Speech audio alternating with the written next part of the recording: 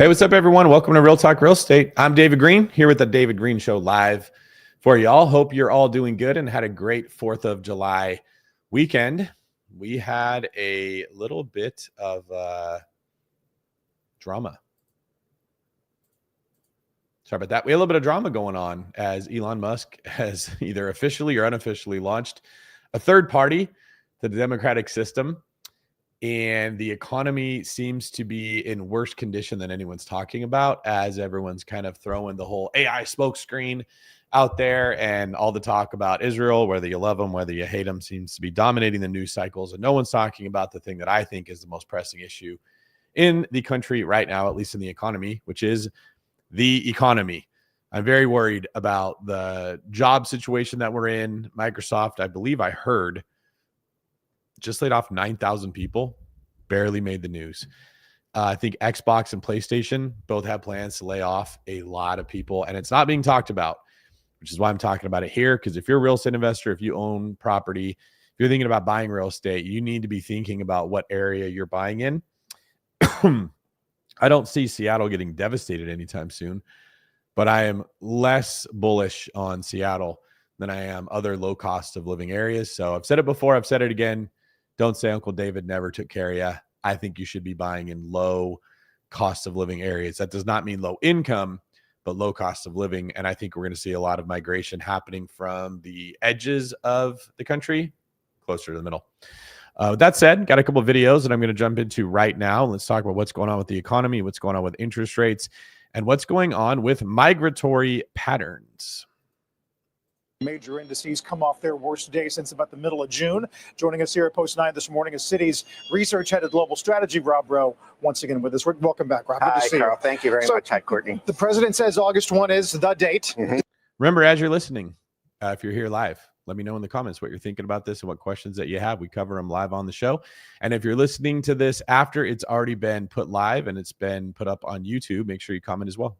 Does that introduce new instability for equities or not? Right now, I think it's going to be up and down because we're in this negotiation period, and obviously President Trump is going to say a few things to push this along, and I think there's a lot of back and forth. So it's very hard to tell, as she was stating, it's very hard for us to be able to ascertain exactly how these negotiations are going to go. Right. Because we're in the middle of it. Right. But we do have the spending bill now in our pockets, right? And I guess Q2 earnings expectations notwithstanding, is there a sense that the second half might be brighter than the first? We're generally positive and bullish on the S&P. We think that our target rate for year end is 6,300. That has not changed.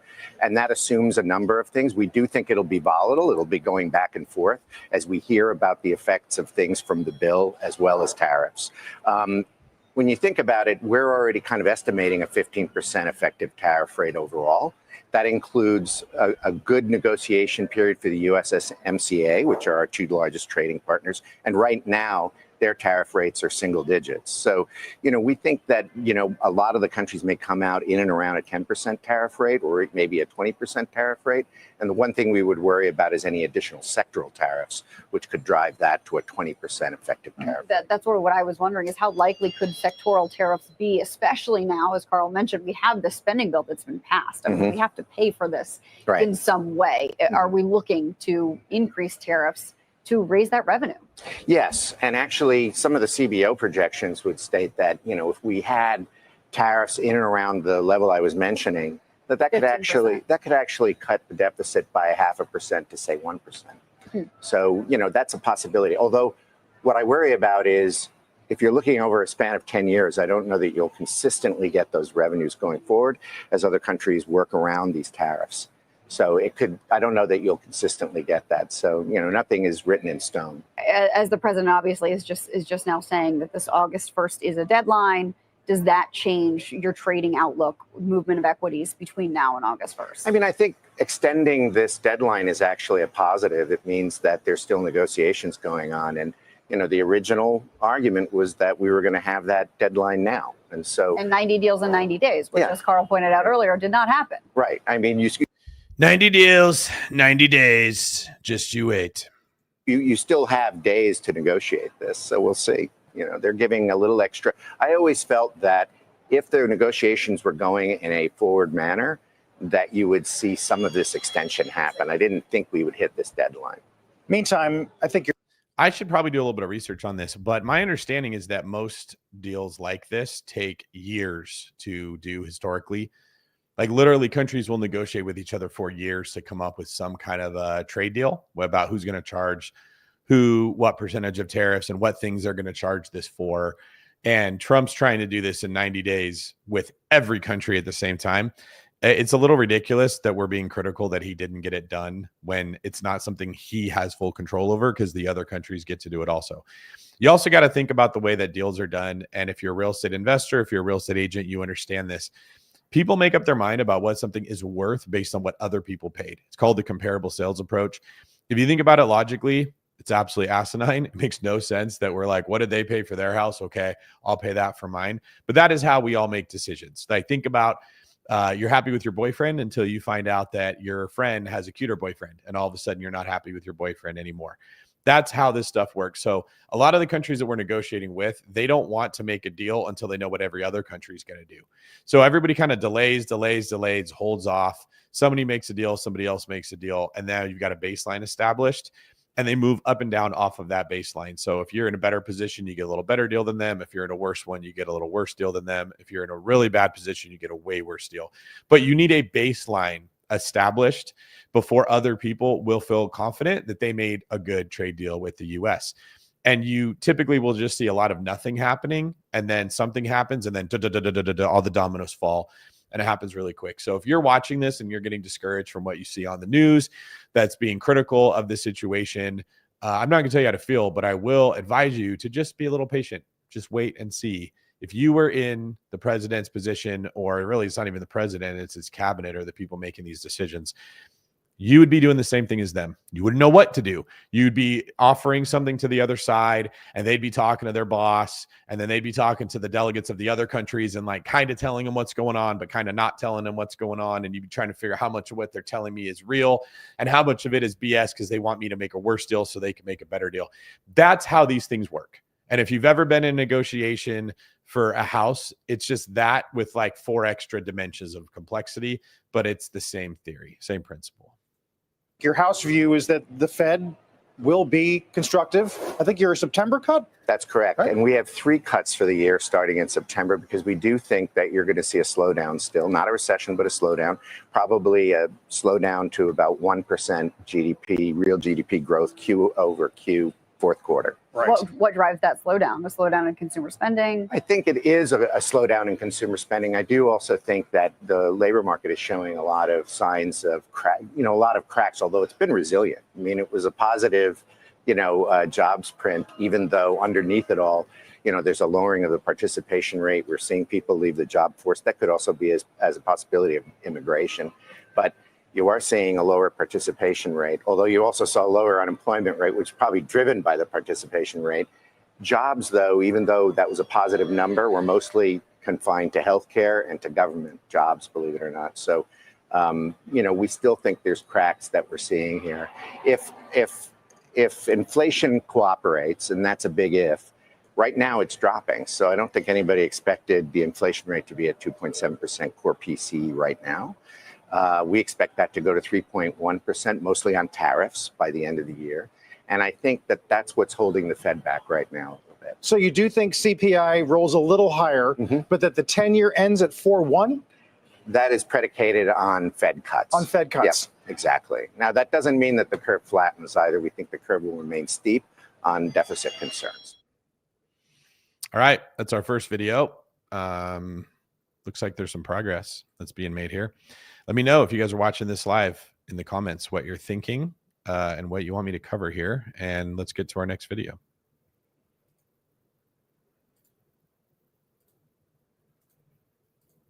Such a positive jobs report, 147,000 jobs and a lower unemployment level. What is this? What is driving this? Good morning. Thanks for having me. Look, as you said a moment ago, this report was better than 78 out of the 79 forecasts that came into the Bloomberg consensus, right, into the Bloomberg forecast. And so what we see is an economy that continues to defy expectations, continues to defy, all the doom and gloom that's out there, whether it's about the border or immigration or tariffs. This labor market continues to power ahead. And something else that you guys mentioned, that Mr. McKee mentioned about the foreign-born labor force, I think there were tons of predictions that there'd be a disaster in the labor market because of the border policies, and nothing could be further from the truth. The economy continues to create jobs, and if you look at the details of the jobs, all of the job gains since the president took office are due to native-born Americans, and there's actually been a decline in foreign-born workers, which means that all of the benefits of the expanding economy are accruing to Americans instead of migrants. Stephen, I do want to talk a little bit about what this means for the Federal Reserve. We know the position of the administration is that Jerome Powell and the Federal Reserve should lower rates here, but you take a look at the numbers we got this morning, that headline blowout print, the fact that the unemployment rate is now 4.1%. What would be the case to lower interest rates here? Well, that's a great question. I want to be clear up front that the Council of Economic Advisors does not tell the Fed what to do on interest rates.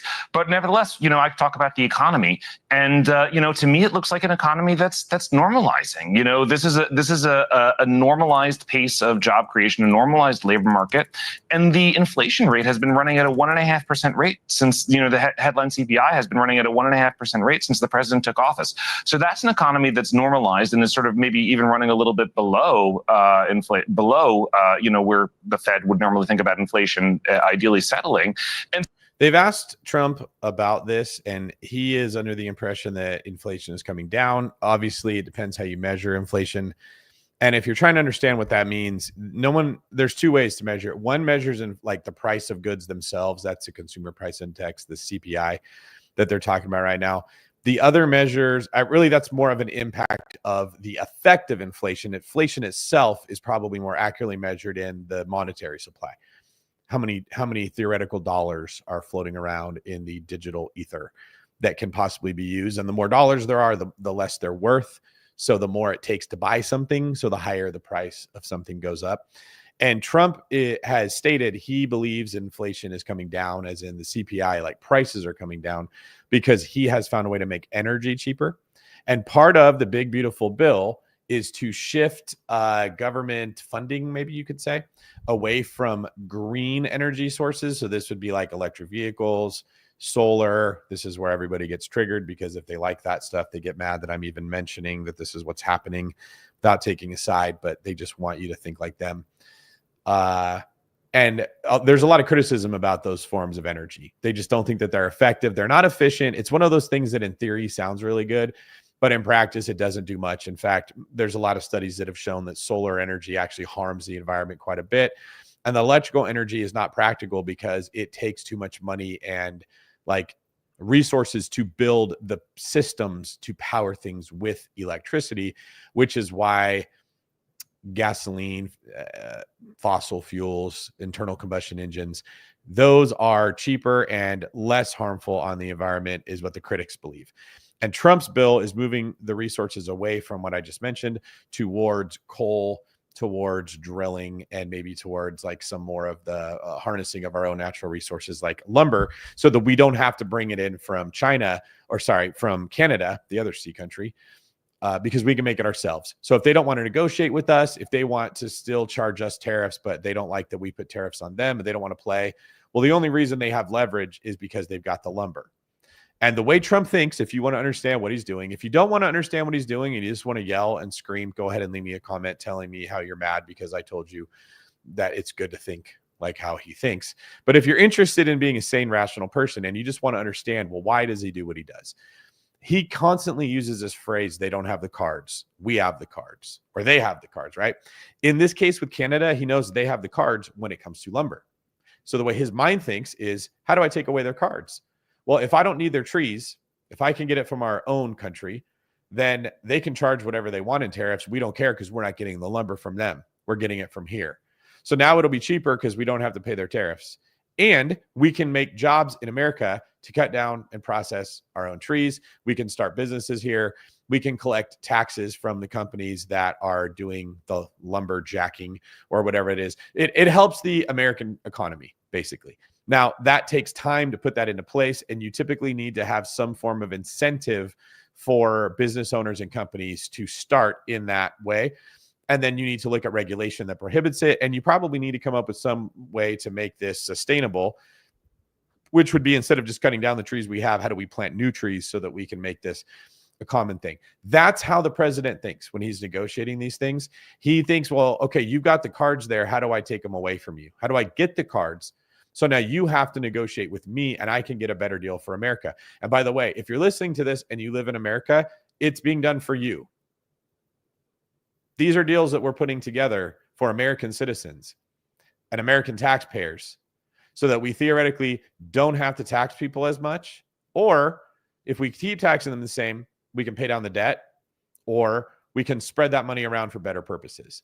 So this isn't like Trump wants all the lumber for Mar-a-Lago and he's just going to stack up huge fences in his backyard or on his golf course. It's for the American people. But these things take time to come around. So now that the big, beautiful bill has passed, ideally, we will start to see progress being made of jobs being created in these areas where we typically had other countries have those jobs, and we just imported in the fruits of their work, of their labor. And so I think it's only a matter of time until interest rates normalize as well. Now, I want to be clear, I'm not telling the Fed what to do, but I would just make that as a prediction. Well, but we still have 3% inflation, right? Average hourly earnings were up 3.7%. And the president has asked the Fed not just to cut rates, but to cut them by 3 full basis points. In what world is that a good idea? Well, it's an idea. It's a good idea in a world in which the economy is normalized, and policy will eventually catch up and normalize as well. And as I said a moment ago, inflation has been running at a very subdued pace since the president took office. It's been running at 1.5%. And I also want to emphasize that the president's suite of supply side policies, through providing tax incentives for investing and building out the capital stock, deregulation, cutting red tape so that businesses can produce more with the same amount of resources, energy abundance, bringing gas prices down to the lowest price at the pump since 2021. These are all profoundly disinflationary. When you push out supply, you get lower price pressures. And so it makes complete sense to expect inflation to continue to normalize, to continue to run at a reasonable pace. Because if this is the opposite of what the previous administration did, where they stimulated demand into a rigid supply side. Instead, we're expanding the supply side, and that's going to reduce price pressures. But I just want to follow up here, Stephen, because you got your PhD at Harvard under Marty Feldstein, which is a very good school. Can you imagine if the Fed cut 3 full percentage points? I mean, that either causes an overheating in the economy or chaos in the bond market. Well, I think it depends. It depends where neutral rates are and how restrictive policy is. And as I said before, there's accumulating evidence that the economy is normalized. So, I think it's only a matter of time until interest rates follow. And as I also said, I think that, it's important to think of inflation as being not purely a monetary phenomenon. That's a bit of a fallacy. Fiscal policy plays an enormous role. And if fiscal policy, if government regulatory policy can push out supply, that brings downward pressure on prices. If you don't have enough goods and services and you make it easier to produce more goods and services, you get more goods and services and therefore lower price pressures. It's basic economics, supply and demand. And if you push out supply, there's less price pressure. Stephen, I do want to get back to the details of this jobs report, but before we do, it seems like what you're arguing is basically that the Federal Reserve, and not that you're telling them what to do, but it seems like your argument is that they should normalize interest rates, get back to neutral, which does seem different than what we're hearing from the president himself, that they should not just ease policy, but ease it very aggressively. Yeah, I mean, look, I think that there's a strong argument for the things that I just mentioned about policy normalization. And I think there's also a strong argument that the Fed has had a mixed track record in recent times of properly understanding the effects of fiscal policy. I mean, the president was right in 2021 when he said that fiscal policy was on a disastrous track and it was going to create massive inflation. And the Fed caught up to his view, which turned out to be correct, but it took them a while and arguably they were too late. And I think, again, the Fed is overly fixated on tariffs. There's zero evidence thus far that tariffs are leading to any macroeconomically significant inflation at all. You've got the Amazon, one of the Amazon CEOs coming recently and saying that inflation is not really showing up in their sales. You've got, evidence from high frequency prices in some of the research by my former grad school classmate Alberto Carvalho and others, showing that there's really only noise in terms of inflation of imported goods. And so there's just no evidence. And if you go back to 2018, 2019, same thing. We ran this experiment already. We have historical evidence. There was no material macroeconomically significant inflation, and yet the Fed is fixated on what's ultimately a small change in policy, a 10% tariff, whereas the other macroeconomic consequences of the other policies, deregulation, tax incentives for investment, these are going to be massively disinflationary, and I don't think that there's really a necessarily great understanding of the effects of fiscal policy on inflation, nor on growth. And this is why everyone gets the growth forecast wrong over and over and over again about the effects of taxes on growth and revenue. I'm glad you brought us there, and you did your dissertation on that, households reacting to federal tax policy. In terms of tariffs, we've been talking about this. We're all positively surprised. Companies have had huge margins, and they're able to absorb, it looks like, some of that into them so far. In terms of growth, when we cut $4.5 trillion in taxes over 10 years, but then only reduce spending by $1.2 trillion, isn't that a red flag? I mean, historically, you look at the Reagan tax cuts, we saw exploding debt and deficit from that. You look at the Bush tax cuts, we saw an extra $6 trillion in deficits after those. You look at the 2017 TCJA, we have seen another $1.8 trillion added to the deficit. I mean, can you point to a time in the U.S. history when cutting taxes but not meeting those cuts with requisite spending cuts has resulted in the kind of growth that you're forecasting, 4 to 5% of a dynamic growth boost? So that growth boost is over a 4-year period, and so if you divide it by 4, it's about a percent over that. It's about a percent over that period. But I think that we've got plenty of good evidence, right? So first of all, our forecasts are that we'll get in the neighborhood of 2.8%, close to 3% growth over the next 10 years as a result of the full suite of the president's policies. But that's exactly what the growth rate was in the first term until COVID. The GDP growth in the president's first term from 2017 to 2019 was 2.8% annualized over that period. And I don't think anyone thinks that we can blame COVID on the Tax Cuts and Jobs Act. But it gets better when you look through the pandemic disruptions. There was no discernible decline in revenues as a result of the Tax Cuts and Jobs Act. Revenues as a share of GDP was 17.1% before the Tax Cuts and Jobs Act, and it was 17.1% last year. Corporate revenues went from 1.6% to 1.9%. So the corporate rate was cut enormously. There were huge incentives for investment.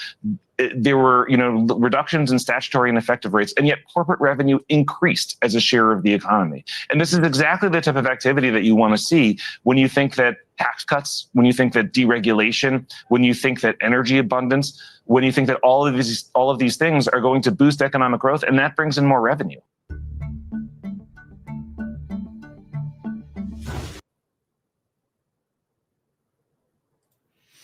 A lot of nerds talking here. What do you guys think so far? Let me know in the comments if you're feeling positive about things or if you're still pessimistic, or have you been so obsessed and angry and raging about the Epstein files not being released that you haven't been paying attention to any of the other things that are going on?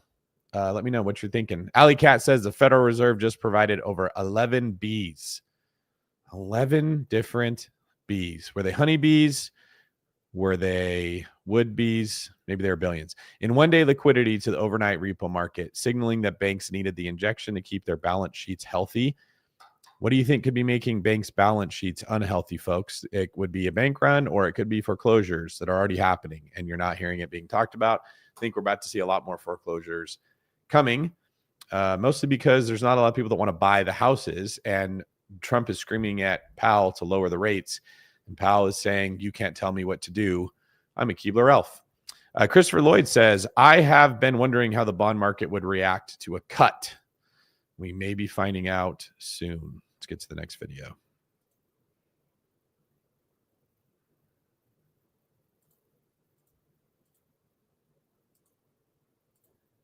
Federal Reserve officials are split on whether an interest rate cut in July is on the table. Depending on whether the FOMC holds rates steady or reduces the benchmark rate, what does that outcome mean for your everyday finances. Here to explain and discuss further, we've got Rob Conto, who is the Wealth Alliance CEO. Rob, good to have you here with us. How does the Fed's benchmark rate affect people's personal finances? Great to be with you, Brad. It's a very misunderstood rate. It's the rate that banks charge each other to borrow money, but how does that affect you personally? Well, first thing, it affects you either way. Number one, on the expense side, meaning borrowing. So we all know that, right? We have mortgages and credit cards and auto loans and student loans and small business loans.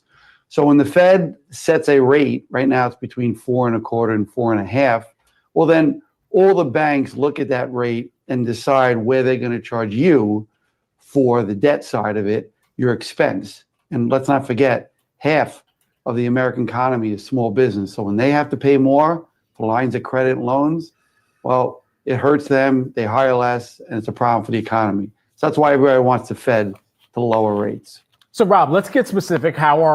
So this is a good point. The Fed is supposed to try to keep unemployment low and inflation low.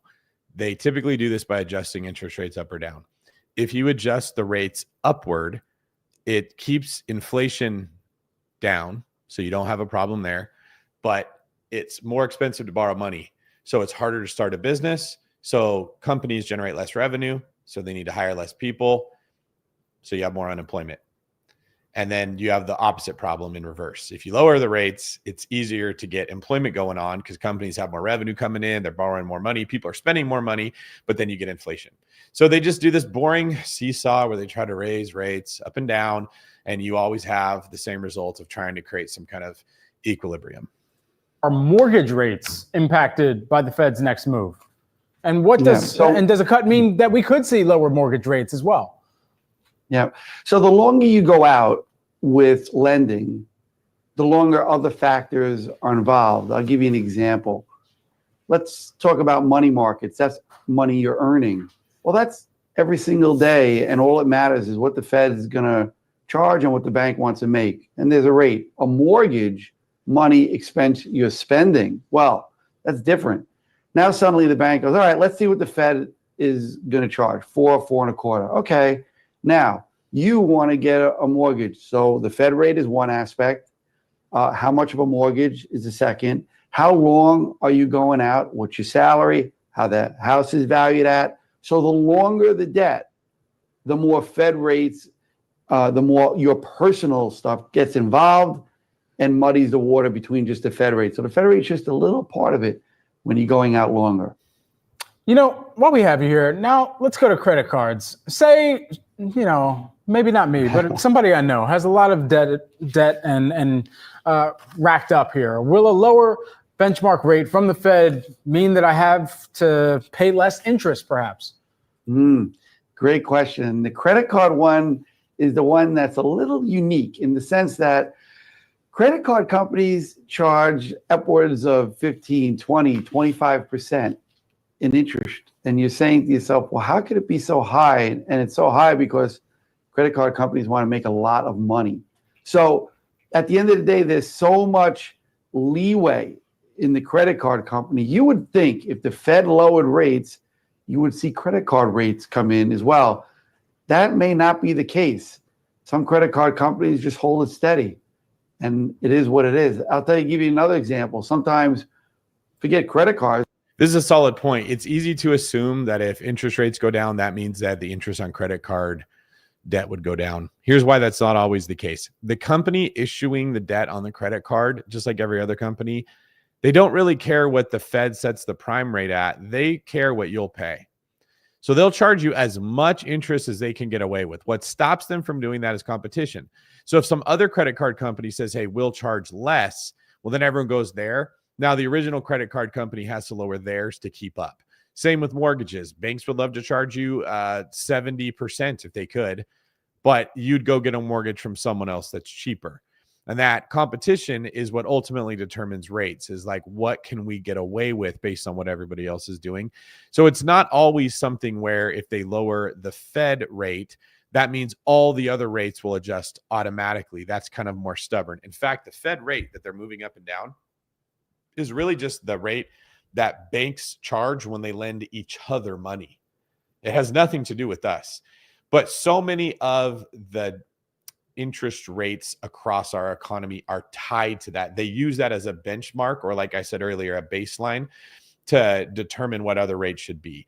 So for instance, when you take out a HELOC, most of the banks will say, all right, it's going to be whatever the prime rate is, the rate that the feds adjust, plus 2% or something like that. So as the prime rate goes up or down, your HELOC goes up or down. And then credit card companies do something similar. Mortgage companies do something similar. The bond market does something similar. Everything sort of is rooted in what the Fed rate is, but it's not an automatic relationship like we tend to think. Again, when you had a bank savings account and you're getting very, very little interest rate, but yet the Fed's rate's at 4.25%, 4.50. Why is that the case? The bank has the right to say, look, we're only going to give you 0.2%. Meanwhile, another brokerage account could give you 4% on a money market. So there is business parts of what the interest rate you pay or you receive on top of the Fed rate mandated.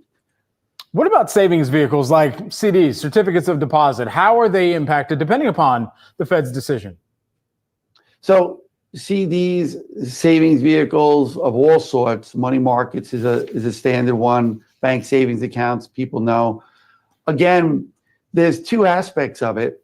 Fed, surely, if the Fed raises rates like they have, well, then you're going to typically get more in bank savings accounts and CDs. And we've seen that.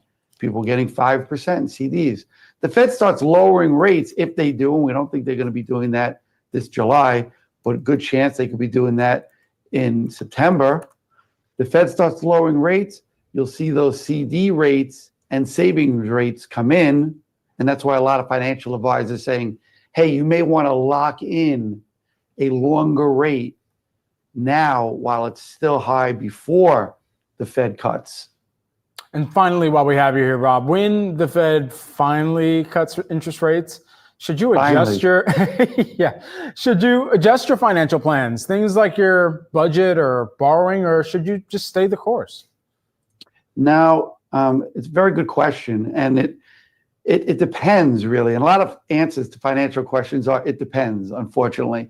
But the real answer is when the Fed starts cutting rates, if it's just very, very minimal, a quarter of a point, that's not going to make a big difference on things. But as things start to go down further, if they do, well, then you want to start preparing for that now. You want to get your financial plan in order, understand how long your debt is going out. Are they credit cards with really high interest rates? And on the income side, are my income vehicles, bonds, CDs, savings accounts, giving me the interest that I need to make my retirement and financial goals? Rob, thanks so much for taking the time here. We're going to be watching closely, as we know that you will be too, for when they do. All right. So you're seeing there's more and more talk going around about rates possibly coming down. God knows that we need it. Mike G says, people that bought houses in the past 3 years might have a hard time selling a house and not losing money. We bought a house in 2021 and it's worth a little more than we paid. If you're in Florida, you have probably lost a lot of money and it's coming down even more, it looks like. Just terrible mismanagement of a lot of finances that were the results of the crazy inflation that we had. A lot of it from COVID, quantitative easing, led to insurance going up a ton, maintenance going up a ton, lack of blue collar workers have led to repairs going up a ton, and that market's getting decimated. A lot of vacation rental markets getting hammered, a lot of blue areas, places like California where they can't figure out their fire insurance. If you just think about the politicians that tend to be elected in California, they're not the smartest people. Like if you just look at Governor Ron DeSantis in Florida, he's a pretty smart guy and he cares. Elon Musk said this when he was working with Doge. He was like, look, you got to have two things if you want to save money. You got to have a brain to know what to do, and you have to have a heart to care about doing it. And even if you just have one of them, you can typically make some progress. But most political officials that are put in office don't have either one. They are not elected because they're smart. They're elected because they are slimy and they tell people what they want to hear. And they don't have a heart to serve the good of the economy or the country. They basically are serving whoever they think voted them in, which typically involves in a blue area, taking resources away from people that earned it and giving it to people that are earning less in the name of equality. Now, if you look at states like California, they don't elect intelligent people.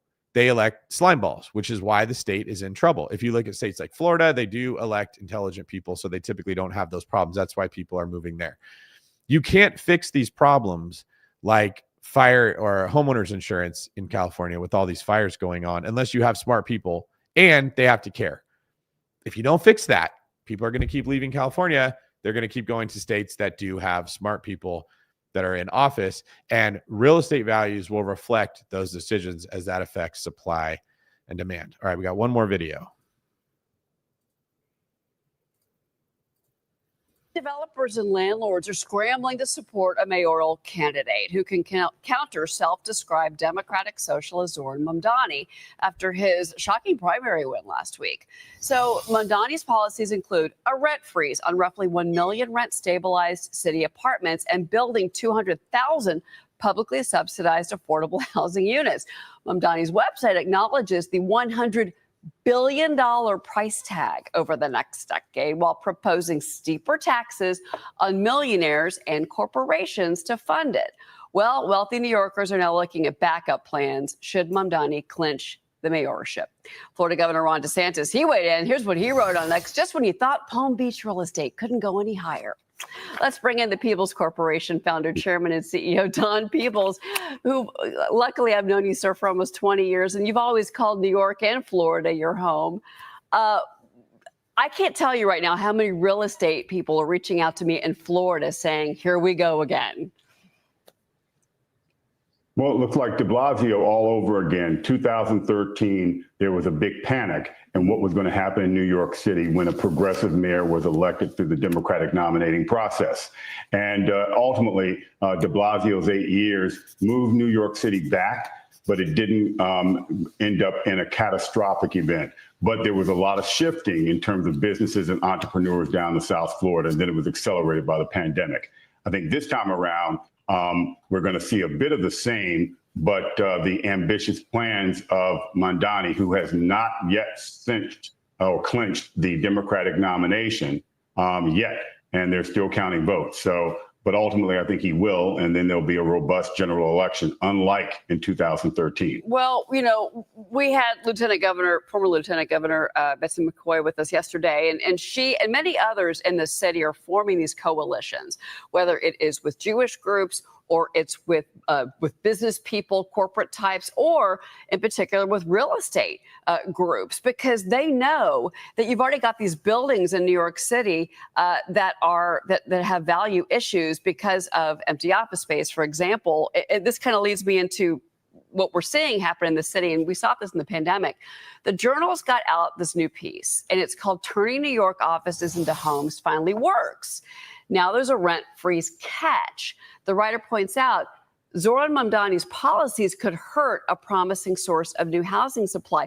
So, Don, we've been doing these stories where we've seen them taking these large office buildings in Manhattan, and they are converting them into residential, into residential apartments.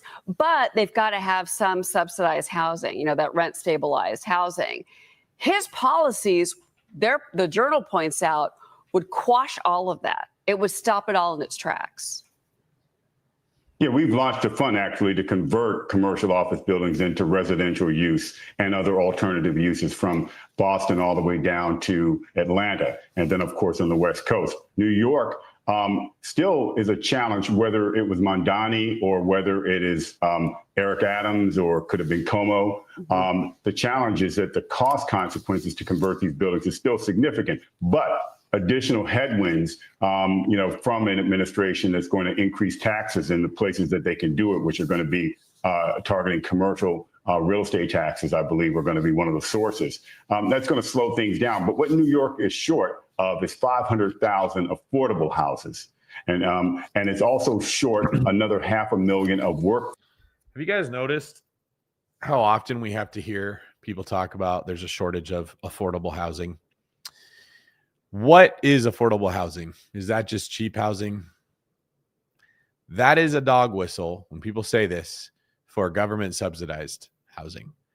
It does not behoove developers to build housing that is cheap because they make less money from it and we make it very difficult for them to build.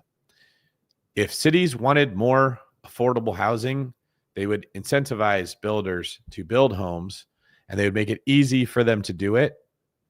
And then they would build a lot of cheap, affordable homes for people to buy that were like entry level. That doesn't happen. Just ask yourselves why. Why we have to hear so often this phrase that there's not affordable housing. There's not affordable housing, and housing's unaffordable all the time. But you never hear someone say, hey, I want to add to the supply so that we get more homes built. Force housing. Those two things are the biggest drivers of what is creating this housing crunch. And so it's short about 1 million units. And the only way that gets done is a much more comprehensive tax abatement and tax incentive and financial incentive effort by the state of New York. And the mayor of New York has very little to do with tax policy overall. That is dealt with at the state. And Governor Hochul has said any kind of tax increase right now is dead on arrival as far as she's concerned. So I think there's going to be a challenge in terms of raising taxes, which is good for businesses and high income earners, but also it's going to hurt the ability to convert these buildings and build the housing that New York really needs. Well, and I think that is becoming more and more clear to the residents of New York and people across the nation that are watching this play out, thinking, wow, the Democrats are really going the other direction with the progressive stance here, because a lot of the things that he's promising, he actually can't deliver. He legally cannot do half the things that he's promising. I mean, I heard somebody yesterday on local news call him Santa Claus. But I want you to listen to this. Maria sat down with President Trump on Sunday Morning Futures, and she brought up this issue about what's happening in the city. I want you to watch his answer to her. What did you make of the New York Democrat primary? Mamdani. He's a communist. I think it's very bad for New York. I don't know that he's going to get in. It's inconceivable that but he's a communist, and he's a pure communist. I think he admits it, but I can't imagine it. But let's say this. If he does get in, I'm going to be president, and he's going to have to do the right thing, or they're not getting any money. He's got to do the right thing.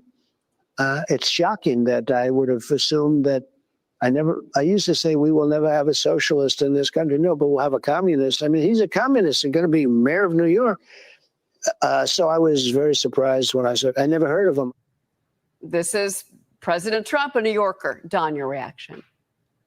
Well, look, I'm in agreement with him. I am shocked that the epicenter of capitalism in the largest democracy on the planet and the most powerful nation on the planet has elected a socialist in the Democratic primary. But this is, again, a part of the shift that is happening right now, is this far left wing of the Democratic Party is pushing out moderates and centrist Democrats, and they're moving to Republicans. That is why President Trump won all the swing states. But the problem is that the Democratic leadership in many of these centers, like New York City, has been sitting on its butt because they haven't had to really do anything. They could take it for granted. But now the party's been hijacked by the left wing, and everyone's been caught flat-footed. I'm astonished at the lack of leadership in the real estate industry in New York City overall. I sounded the alarm when Bill de Blasio was running against Bill Thompson and Christine Quinn, saying that we needed to consolidate our support behind Thompson so he could win. Here, the Democratic Party never took Mamdani or anyone else seriously because they felt Andrew Cuomo was inevitable because of his success as governor for 3 terms and pro-business approach. Now they're scrambling. And look, I think there's going to be a robust general election. Yeah, I think you're right. And the question now is can the business community coalesce around one formidable opponent to Zoran Mamdani so that businesses aren't ruined in the city? Real quick before you go, I do want to ask you about this affordability crisis that's happening in California. Demand is now collapsing in some of these residential neighborhoods. Prices down a little bit, but now inventory is piling up. And even on the commercial side, business owners are pushing back against the policies from the Democrats there. They're saying are pushing them out of the state of California. Your reaction on? Yeah, look, California, and especially Southern California, is the most difficult place to do business in the United States. We were trying to build a $1.6 billion development in downtown LA and stuck with it during the COVID crisis, and yet we could get no support from the government. In fact, policy. This is what I was talking about earlier when I was saying that if you put stupid people in office because they're popular, they make it difficult for people like this gentleman who wants to build something of value. You got to remember, when somebody's building or developing something, it is not a guarantee that they're going to make money and become wealthy.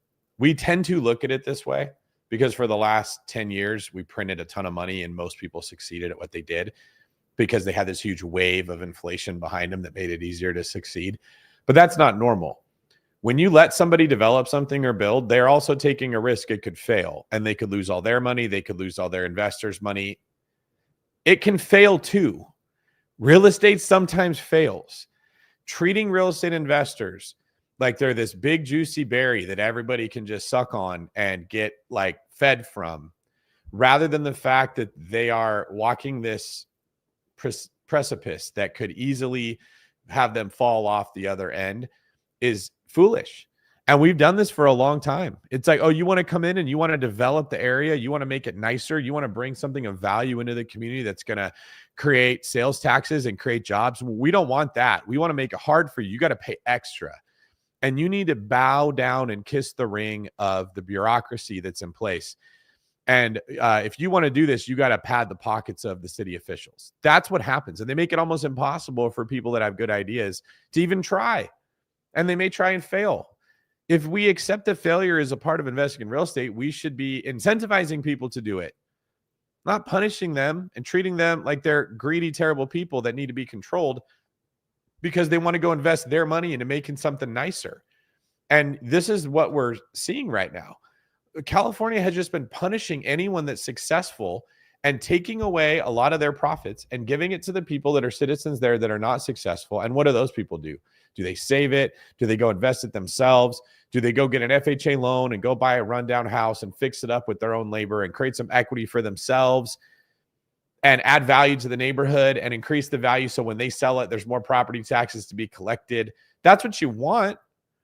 You want a community of everybody that's making everything a little bit better, always moving forward. No, they take it away and they go give it to people that just blow it. They just spend it on things and then they need more of it and they, okay, give us more. And then they blow that and they need more of it and it never ends. And you've seen over the last decade a steady influx of the people that produce, that are productive, that make things better around them, leaving those areas and going to other states. And they're making those states better. And the states like California have had a brain drain as the smart people have left. And then the good people are going to be leaving. And then you're going to be left with all the people that have been taking, but there's no one to take from. And then you get a nasty collapse. And that's usually when something scary happens, which is what you're trying to avoid. But this is an example of what I was describing before we got into this video. You have to elect smart people that understand business and understand economics and want to make things better. Right? You want to take the person that has, like, if you gave them a bad body, they would work on it for 6 months and make it fit. If you gave them a poor business, they would make it better. We need to see a shift back into electing officials that have a track record of success and other things, and they've made a lot of money. And now they want to come in and take their expertise and apply it to the job they've been given, which is kind of what you've seen Trump do with his cabinet. Hey, Tulsi Gabbard did a really good job in Hawaii. She did a really good job in the things that she was given. Let's give her another position here. And there's something you can find wrong with everybody. But the idea is you want to take your best soldiers and you want to promote them. And you want to take your best generals and you want to give them more leeway when it comes to what advice they're giving the president on how war goes. And you want to get your best business people and put them in charge of running more areas. And unfortunately, we've sort of gone the other way, where we haven't taken people with a proven track record. Most of these politicians do jack crap. They haven't done anything with their life. They just are good at being popular. They're good at telling people what they want to hear. And the guy they're talking about right now running for New York, I'm not aware of anything that he's accomplished of merit. He just is saying, hey, I'm a communist. Elect me and I'll give you free stuff. And the people getting the free stuff like that, they're just not intelligent enough, or maybe I shouldn't say intelligent because they probably have the capacity to understand, but they're ignorant.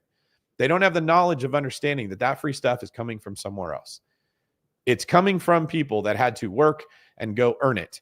And when those people leave, which hint, hint, why we're making this video for real estate investors, they're probably going to Florida.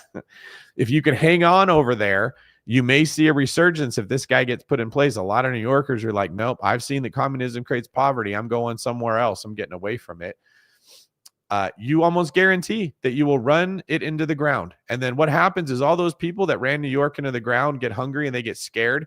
And like locusts, they go to the next field where they think there's wealth. And they just bounce around the country. That's a lot of them came to the country with that same mentality of they have something we don't. So let's go there. And instead of assimilating into the American culture of work hard, which is how it used to be, which is why we all got along, they sort of come in and there's nothing to assimilate into. They just go, oh, give me the stuff. And then they bounce from government to government where it is. So if you're a real estate investor, you kind of have to be thinking like, where are people going to be moving to? And what is the base like that votes for the politicians that put which policies into place? Policies that were hurting businesses. But what's amazing to me is the reason why they're not as supply constrained right now isn't because they've added a single unit. It's because people are fleeing. They have given up and they're going to other places. And that's going to continue to happen. And even when you had an entire neighborhood burned down while the government was watching, nothing was done, and now people are leaving. So I think the challenge with Los Angeles and Southern California is that it's got to hit rock bottom before change takes place, like San Francisco. And I think Southern California is a ways off. So we're going to see more. I think he's wrong on this too. A lot of people have this philosophy that if things get bad enough, if they hit rock bottom, the pendulum swings back the other way. I would like to think that, but I don't think it's intelligent. I think if you have a voting base of people that only know one way of thinking, vote for the politician that gives us stuff and takes care of us, and they don't know where that stuff comes from, they don't understand economics themselves, they're just going to, it's like when your phone isn't working when you touch the screen, so you just push it harder and you're shoving on that thing because you're frustrated. They'll just be like, we need more communism. We need stronger communism. This is what it starts off with: capitalism, then you get wealth. And then people come to the area where there is wealth through capitalism, which means you have to have a porous border, which we had.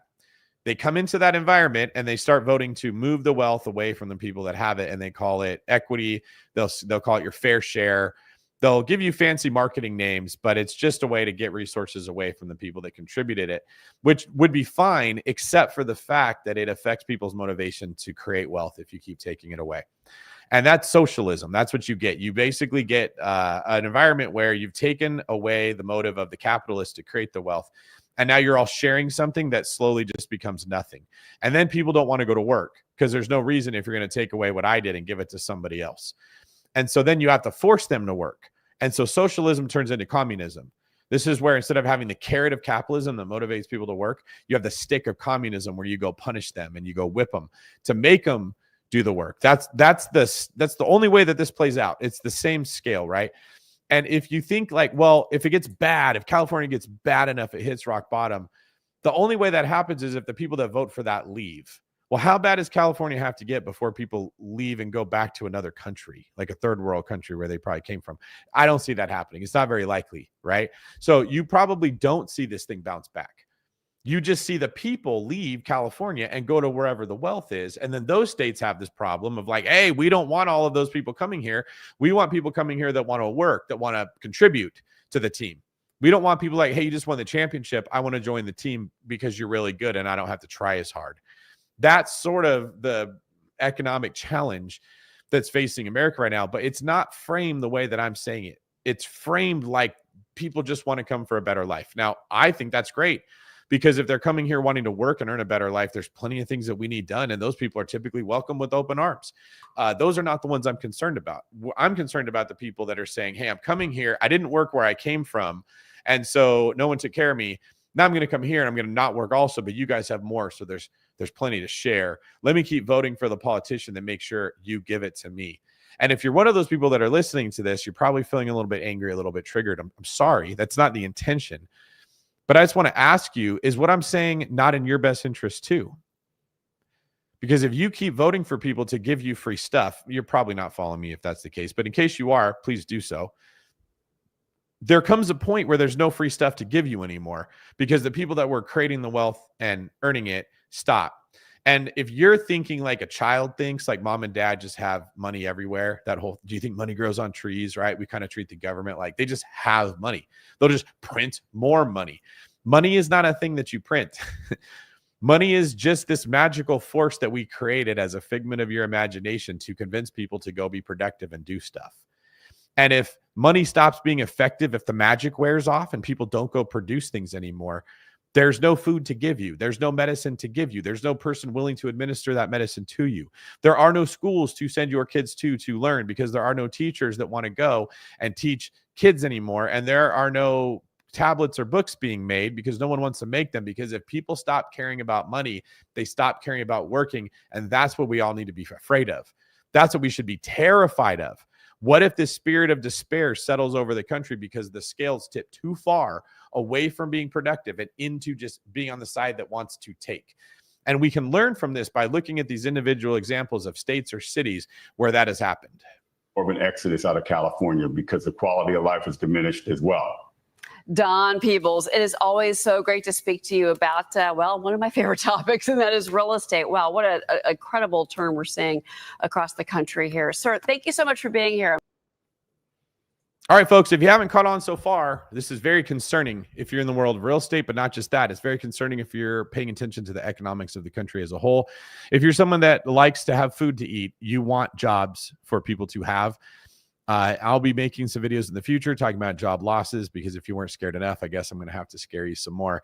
But this is something that people should be very, very worried about. If you're one of those people that's listening to this as you drive home from your job, or you're maybe on the lunch break at your job, and you just sit there feeling really upset that you have to do something and you don't get free things, maybe now's the time to be grateful that you have something to do, that you have a job you can work, that you get the dignity of providing for yourself and the use of your gifts and abilities to do something useful. Because if that's taken away from you, you'll go from being frustrated that you had to work to frustrated that there is nothing to do. And I think that this is a much bigger concern than the original fear of not wanting to work. But what do I know? I'm just a guy in a white shirt with a bald head talking about the economy and real estate and saying what I see. Let me know in the comments what you think about this.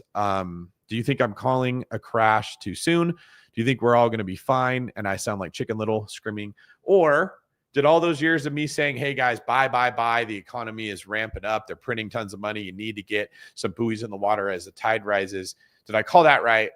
And am I now calling it that it looks like the tide's going out and you need to be playing defense and really working hard at building your skills in the workforce and not complaining that things aren't easier?